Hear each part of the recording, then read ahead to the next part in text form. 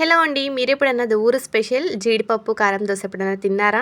In case ఎప్పుడు కనుక తినకపోతే నేను చూపిస్తా, ట్రై చేయండి. టేస్ట్ అయితే చాలా చాలా బాగుంటుంది. ఈ దువ్వూరు జీడిపప్పుల దోశకి టొమాటో చట్నీ కానివ్వండి, అలానే కొబ్బరి చట్నీ కానివ్వండి, టేస్ట్ అయితే చాలా బాగుంటుంది కాంబినేషన్గా.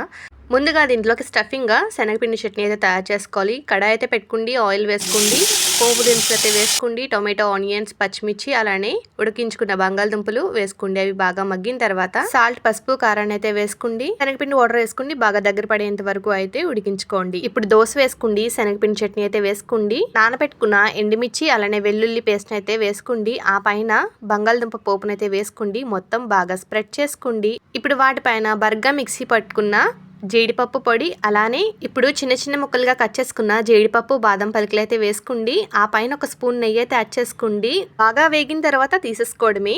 ఈ వీడియో నచ్చితే లైక్ చేసి, షేర్ చేసి, సబ్స్క్రైబ్ అయితే చేసుకోండి.